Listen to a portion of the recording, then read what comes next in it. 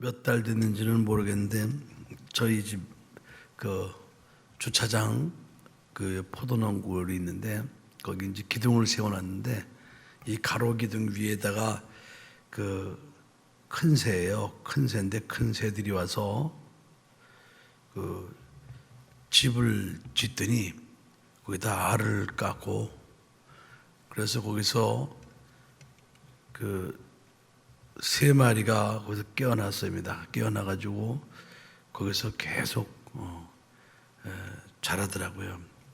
제가 그 밑에 차를 세워놨는데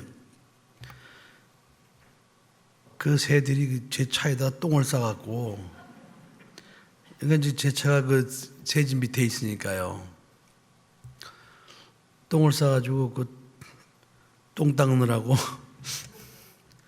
이렇게 애는 쓰고 있는데 오늘 아침에 새벽 기도회를 마치고 이렇게 다시 봤으면 그러니까 이제 집에 들락날락거리면서 저는 이제 그 새들이 잘 있나 하고 이제 그게 이제 관심이잖아요.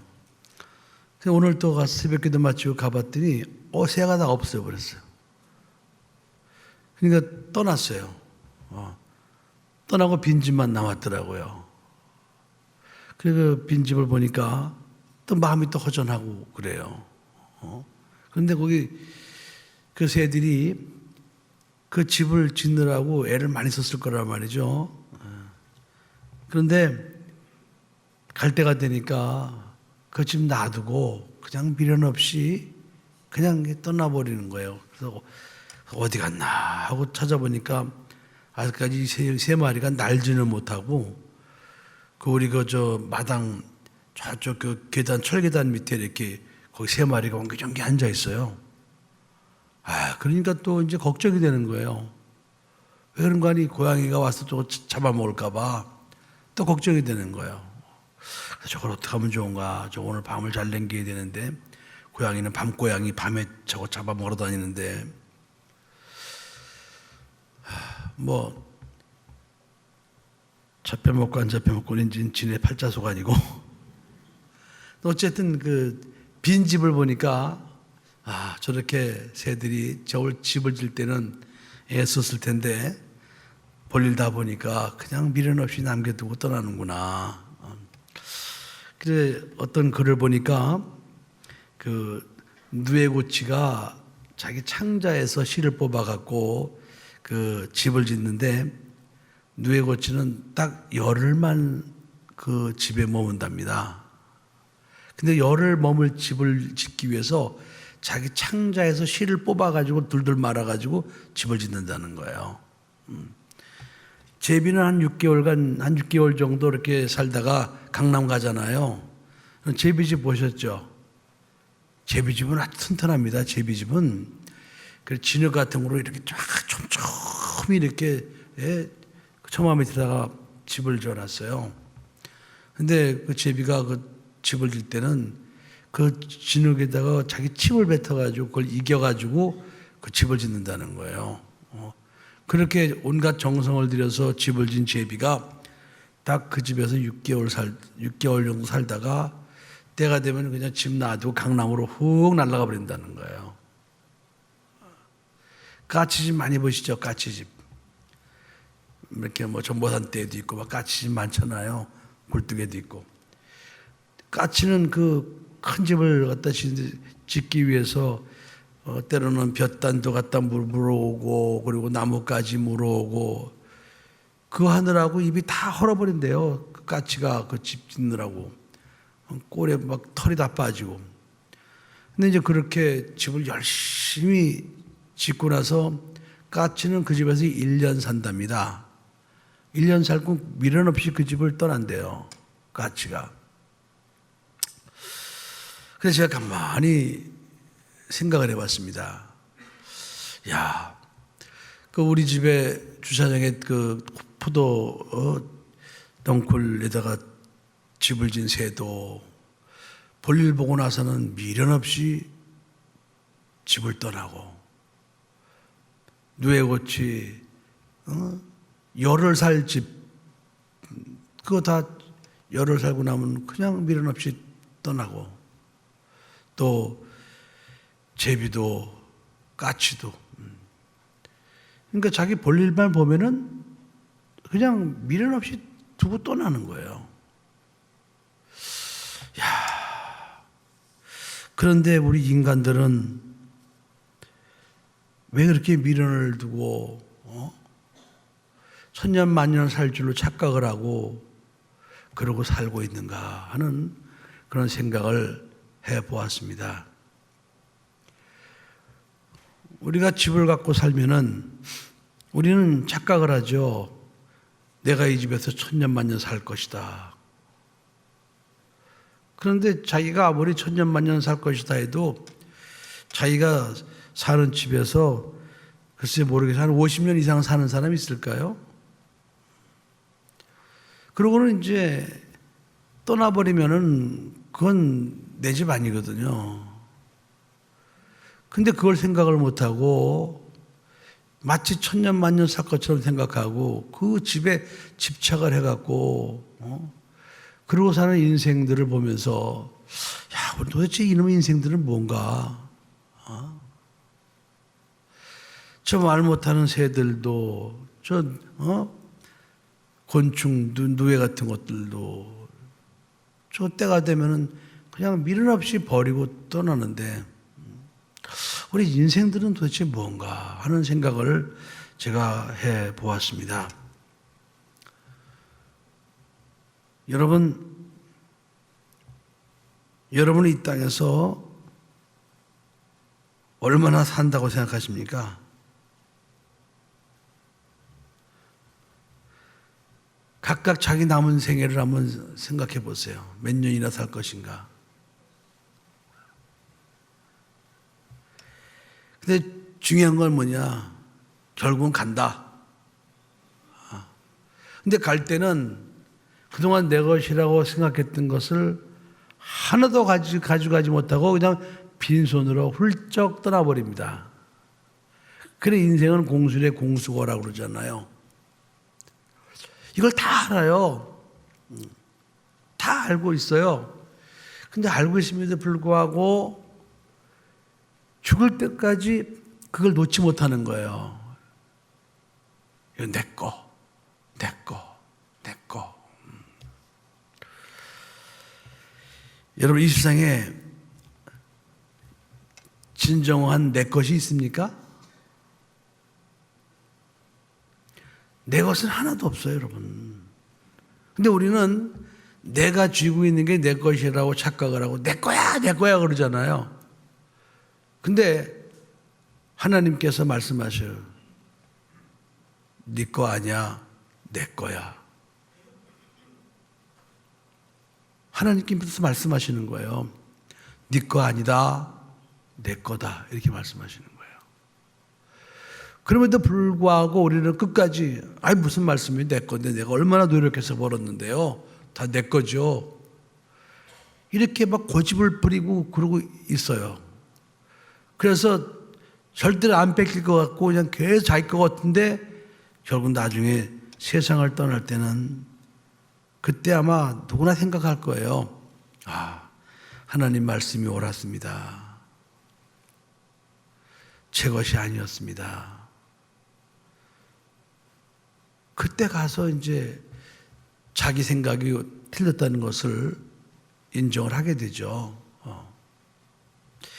여러분 그걸 갖다가 좀 진작 깨닫고 그렇게 죽을 때 가서 그때 가서 깨닫지 말고 우리가 하나님을 믿잖아요. 하나님 만물의 창조주고 하나님 만유의 주인이시고 아멘?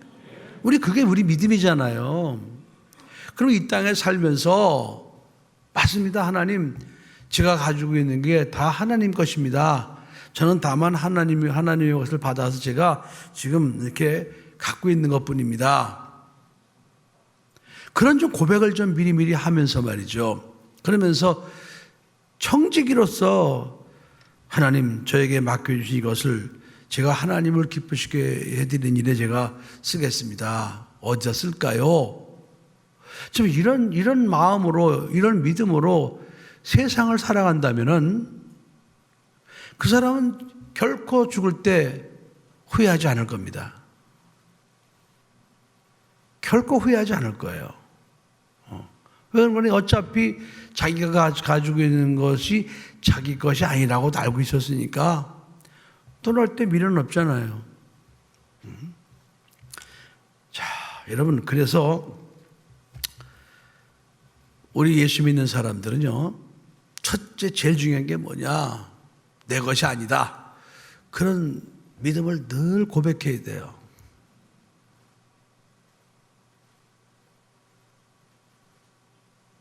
내 재물도 내 것이 아니고, 내가 사는 집도 내 집이 아니고, 내가 뱃속으로 낳은 새끼도 내 새끼가 아니고, 모든 것이 하나님의 것입니다. 이 믿음을 고백해야 되는 거예요. 이 믿음을. 여러분들이 여러분 뱃속으로 나온 자식을 갖다가 애지중지하고 금지교파하고 뭐 그렇게 여러분들이 길러도 여러분 세상 떠나면은 여러분 자녀들 여러분하고 아무 상관없어요. 정신 바짝 차리세요, 여러분. 여러분하고 아무 상관없는 사람이 돼요. 얼마나 기억해 주겠습니까? 다 잊혀지는 거예요. 그럼에도 불구하고 자기 뱃속으로 낳았다고 내 새끼, 내 자식 그러면서 그냥 크게 집착을 해가지고, 그리고 참 욕심을 부리고 말이죠. 그리고 이렇게 인생을 살아가는 안타까운 사람들이 있는데, 여러분 오늘 이 밤에 여러분이 가지고 있는 것은 다 내 것이 아니다. 내가 주인이 아니다. 여러분이 지금 갖고 있는 것의 진정한 주인은 하나님이시다. 그런 믿음을 가져야 됩니다. 그런 믿음을 갖지 않으면 여러분들은 내 것이라고 생각하는 것 때문에 고생만 진탕해요. 내 것이니까 막 쌓으려고 막 얼마나 기를 쓰고 뺏기지 않으려고 날아갈까봐 막 고민하고 막 고생만 진탕합니다, 여러분이. 그러나 여러분들이 내가 가지고 있는 것은 내 것이 아니라 다 하나님의 것인데 하나님께서 나한테 맡겨주셨다. 이 주인은 하나님이시다. 그런 믿음을 가지고 있으면 여러분들은 그때부터 편해지는 거예요. 편해지는 거야, 편해지는 거. 자, 누가복음 6장 38절에 예수님이 말씀하셨죠. 주라. 그리하면 너에게 줄 것이니 곧 후이되어 누르고 흔들어 넘치도록 하여 너에게 안겨주리라. 너희의 헤아리는 헤아림으로 너희도 헤아림을 받으리라 그랬습니다. 누구 말씀이라고요? 누구 말씀? 예수님의 말씀이라니까. 여러분 인정하기 싫어요?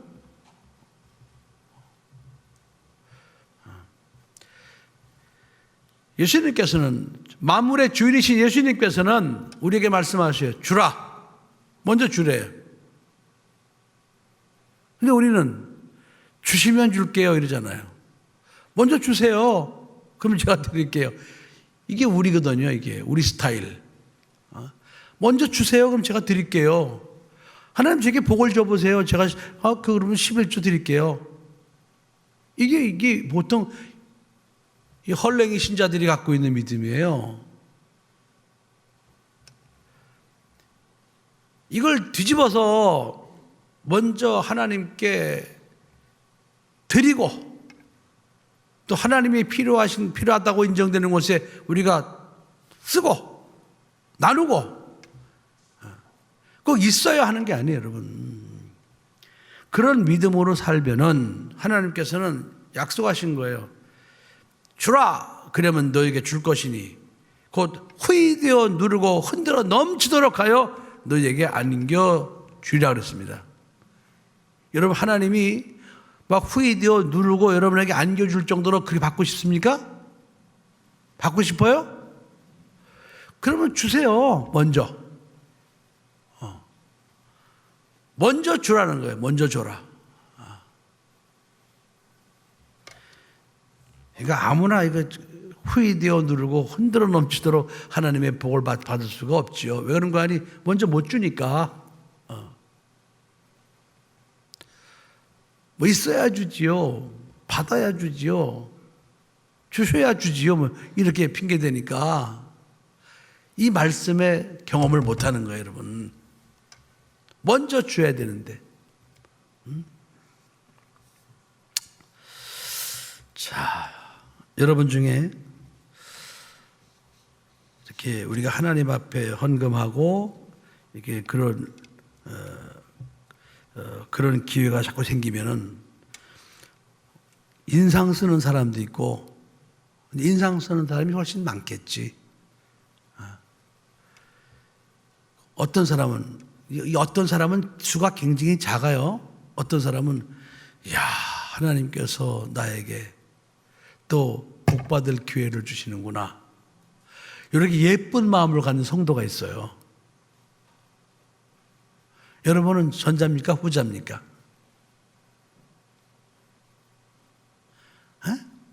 양심에 찔려요? 양심이 팍팍 찔리죠? 양심에 팍팍 찔리는 사람은 여러분 노력해서 살아야 돼. 여러분 노력해서 살아야 됩니다. 하나님은 그런 여러분들에게 후이되어 누르고 하나님이 주실 의무가 하나님은 없으셔요. 그러니까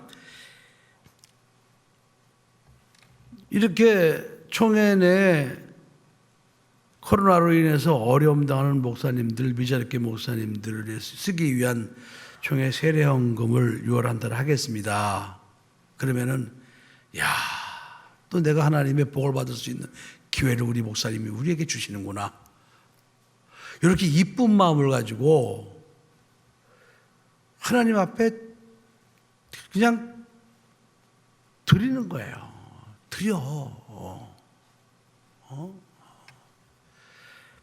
드리면은 그것이 이제 하나님 앞에 기억이 돼서 하나님께서 이제 필요에 따라서 하나님이 후이되어 누르고 넘치도록 채워주시는데 그걸 드리지 못하는 거예요. 한 달에 한 번씩이라도 헌금 하라면 해야 되는 거예요, 여러분. 왜? 아니, 세상에 여러분, 목사님들은 주의 종이라고 그래요. 그럼 이 주의 종은 누가 먹여야 되느냐? 하나님이 먹이시는 거예요. 근데 하나님이 하늘에서 돈을 떨어뜨려 주시거나 하나님이 이렇게 에미새가 벌레 잡아서 새끼새 입에다 넣어주지 그렇게 하는 것이 아니고 하나님께서는 이 땅에 목사님들이 주의 종이라는 사실을 그래서 그런 사람들에게 그 주의 종을 섬기게 하는 거예요. 그게 바로 하나님을 섬기는 거예요.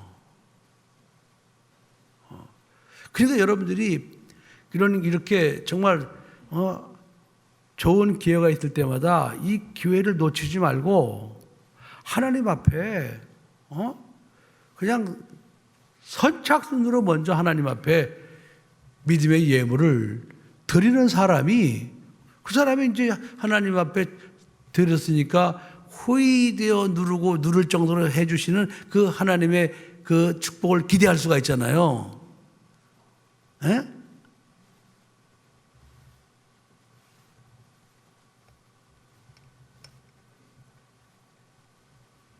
이 층도 잘 듣고 있어요?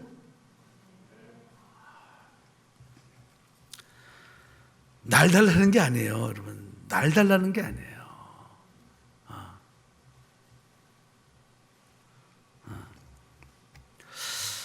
또 지금 또 이제 우리 오늘 이 선교본부 주간 예배 드리면서 제 20회 국내 선교지 목회자 부부 초청 워크숍을 이제 19일부터인가 20일부터 3박 4일간 제주도에서 하는데 지금 이제 이렇게 여러분들의 후원도 필요하고 그래서 이제 그 행사가 치러지는 거거든요. 그러면은 여러분들이 이런 행사가 있으면은 옳다. 이것이 또 내가 하나님 앞에 복받을 기회구나. 라고 생각을 하고 여러분들이 빚을 내서라도 여러분들이 하나님 앞에 이런 기회에 참여하게 되면은 하나님이 그 여러분이 빚을 내서 이런 걸 헌신할 때 하나님께서는 여러분들의 그 믿음을 하나님이 인정하시는 거예요. 그리고 하나님께서 여러분에게 반드시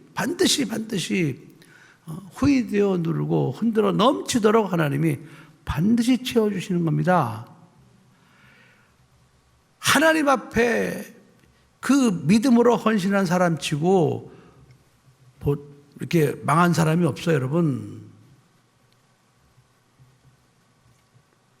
그런 사람이 없어요. 망한 사람이 없어.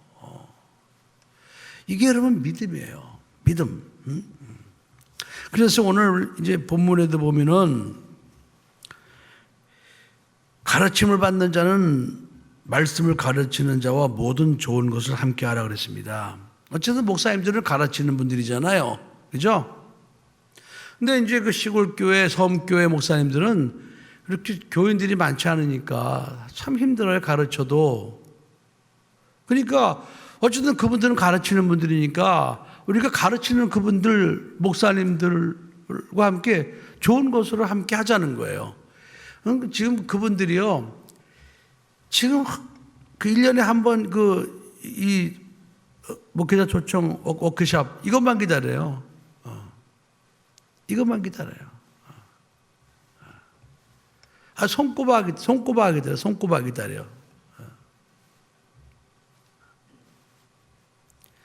그러니까 우리가 그런 하나님의 종들을 하나님을 대신해서 잘 선대하고 잘 대접하면은 그분들도 좋겠지만 누가 기뻐하시겠냐고요? 에? 누가 기뻐하시겠어요? 대답 좀 해봐. 마스크 뒤집어 썼다고 가만히 있지 말고. 누가 기뻐하시겠냐고? 하나님이 기뻐하시는 거예요, 여러분. 믿음이 없이는 기쁘시게 하지 못하나니 하나님께 나아가는 자들은 반드시 그가 계신 것과 또한 그가 자기를 찾는 자들에게는 상 주시는 이심을 믿어야 할지라 그랬습니다. 지금 우리가 국내 선교지 목회자 부부 초청 워크숍을 올해 20년째 하는 거예요. 20년째 여러분. 20년째 그 섬에서 시골에서 외롭게 힘들게 목회하는 목사님들 교통비까지 다 보내드려가지고 그분들 초청해서 3박 4일 동안 정성스럽게 대접해드리고 그리고 막 선물해서 드리고 이런 행사를 20년째 하는 겁니다. 20년째. 그러면 생각해 보세요. 이렇게 하면은 우리는 망해야 될 거 아니에요. 맨날 나눠주고 그러면은. 근데 안 망하잖아. 그 코로나로 인해서 우리가 작년에 22주를 예배를 못 드리고 그랬어도 교회 망하지 않았잖아요.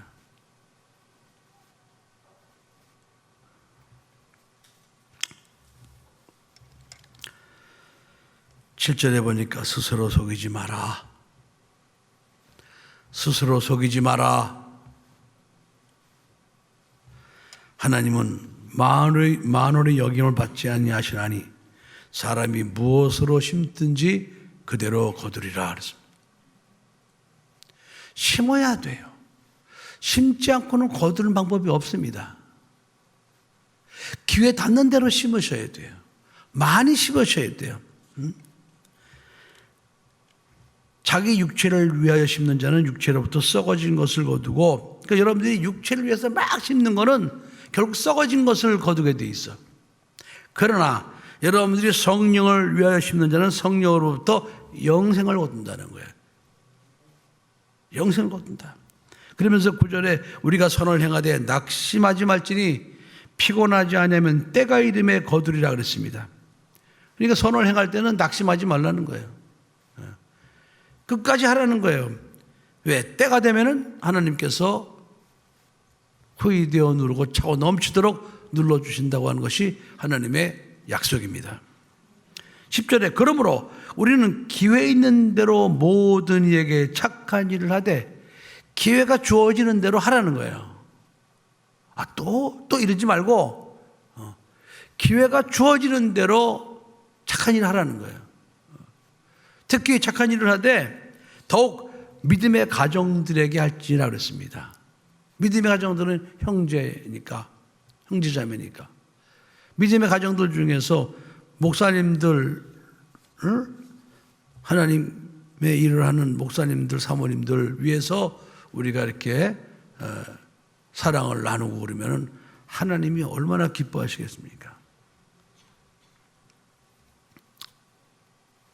그래서 제가 여러분들에게 매일 기도해야 되는 기도 중에서 5번째 기도가 그 디모데전서 6장 17절로 18절 말씀이잖아요. 부한 자들을 향하여 마음을 두지 말고, 부한 자들 부러워하지 말고, 정함이 없는 재물에 소망을 두지 말고. 여러분, 이 돈이라는 것은 정함이 없어요. 이 돈이라는 것은 돌기 때문에 돈다 해서 다짜 빼고 돈이라고 그러는 거거든. 이 돈은 막 돌아가는 거예요. 그러니까 이 돈은 정함이 없어요. 그러니까 정함이 없는 재물에 소망을 두지 말고 오직 후히 주시고 누리게 하시는 하나님께 두며, 그러니까 하나님은 후히 주시고 누리게 하시는 분이라 이 말이에요. 그래서 늘 선한 일에 힘쓰고 나누고 베풀며 동정하는 자가 되게 하라 그랬습니다. 이렇게 살아라는 거예요, 여러분. 늘 후히 주시고 누리게 하시는 하나님께 소망을 두고 항상 선한 일이 생기면 선한 일에 힘쓰고 나누고 베풀고 또 어려운 사람 보면 동정하는 마음 갖고 이렇게 살아야 그것이 복이 된다는 거예요. 이거 지금 누구의 말씀입니까? 네? 하나님의 말씀이에요, 여러분. 하나님의 말씀이라니까. 황규식 목사의 말이 아니에요. 하나님의 말씀이에요. 여러분이 믿는 하나님의 말씀, 여러분을 구원하신 하나님의 말씀, 여러분을 천국으로 인도하신 하나님의 말씀, 독생자 예수 그리스도를 죽게 하시면서까지 여러분을 구원하신 하나님의 말씀, 하나님의 말씀이에요. 하나님의 말씀.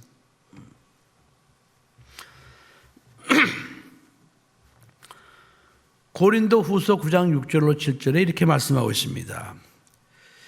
이것이 곧 적게 심는 자는 적게 거두고 많이 심는 자는 많이 거둔다는 말이로다 그랬습니다. 그러니까 적게 심는 자는 적게 거두는 게 당연한 거죠. 많이 심는 자는 많이 거두는 게 당연한 이치죠. 그럼 여러분 심을 때 적게 심어야 되겠어요? 많이 심어야 되겠어요? 목사님이 있어야 심죠. 그런 말 하는 사람은 계속 없어. 그런 사람은 이 세상 살아가면서 기대할 수가 없어. 그럼 그 사람은 계속 없어. 단언컨대 계속 없습니다. 그 사람은. 없어도 하나님 앞에 기회 닿는 대로 심는 거예요. 최선을 다해 심는 거예요. 심어야 열매를 기대하고 수확을 기대하는 거거든요. 심지 않으면 없다고 적게 심었어. 그러면 나중에 수확할 때 적게 거두는 거죠. 뭐 그렇잖아요. 그래서 7절에 말씀하시기를 잘 들으세요. 각각 그 마음에 정한 대로 할 것이니 인색함으로나 억지로 하지 말지니 하나님은 즐겨내는 자를 사랑하시느니라. 아멘. 하나님께 드릴 때는 억지로 드리지 말라 이 말이에요. 인색함으로 드리지 말라 이 말이에요. 사람이 손이 커야지. 손이 커야지. 손이. 그러면서 하나님께서는 하나님께서는 즐겨내는 자를 사랑하신다는 거예요. 여러분의 그 육신에 얽혀 있는 생각을 뒤집어 버려야 돼요, 여러분. 여러분들이 거기에 함몰되어 있으면 여러분은 하나님이 주시는 그 후이되어 누르고 차고 넘치도록 부어주시는 하나님의 그 복을 누리기가 어렵습니다. 그걸 여러분들이 확 뒤집어서 깝대기를 벗어야 돼. 벗고 하나님 말씀에 순종을 해야 됩니다. 여러분, 제가 지금까지 그렇게 살아왔어요.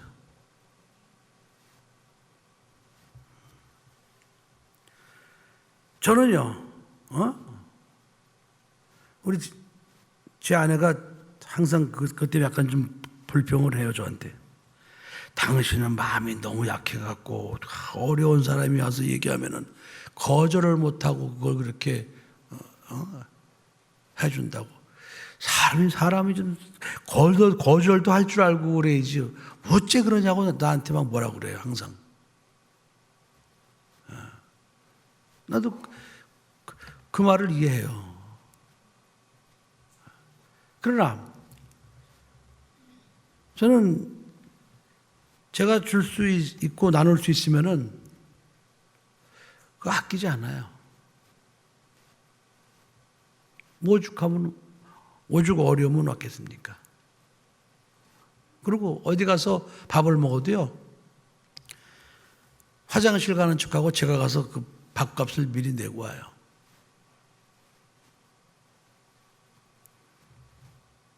그래서 그렇게 하고 싶어요. 그렇게. 구두끈 메고 있지 않습니다, 저는. 그게 몸에 뱄어요, 저는. 몸에 뱄어요. 근데 그렇게 한다고 제가 굶거나 무슨 옹색하게 살거나 그렇게 살질 않았습니다.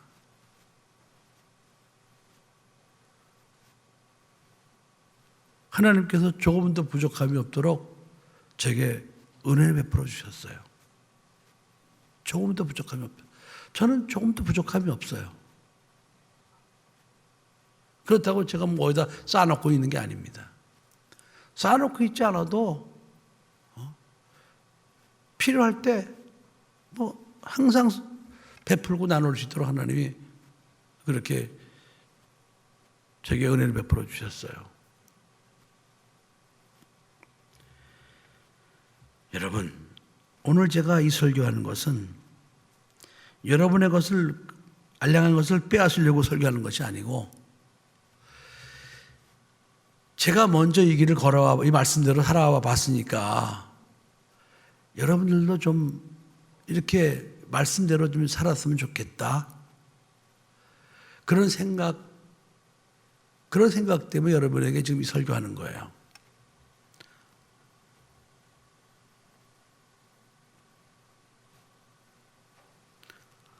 한번 해보세요, 여러분. 하나님이 이 말씀대로 이루어주시는 분인가 아닌가를 한번 시험을 해봐야 될 거 아니겠습니까? 그렇잖아요? 근데 해보지도 않고 하나님이 이 말씀을 이루시는 분이다, 안 이루시는 분이다, 그렇게 생각하는 사람처럼 어리석은 사람이 어디 있습니까? 해보자 이거예요. 해보자. 기회 닿는 대로 우리가 하나님이 기뻐하시는 일에 우리가 기쁨으로 자원함으로 하나님께 한번 드려보자. 할렐루야. 그렇게 한번 해보시겠어요? 한번 해보자고, 여러분. 해보자고요. 우리가 이 땅에 살면 얼마나 살겠어요? 우리가 조금 덜 쓰고 덜 먹으면 되는 것이지. 하나님이 주셔야 사는 겁니다. 하나님이 채워주셔야 사는 겁니다. 아멘. 그래서 여러분, 이렇게 이번 선교직 목회자 부부 초청 워크숍에도 기쁜 마음으로, 자원하는 마음으로 탁 참여해 보세요. 그리고 기대하세요. 기도하겠습니다.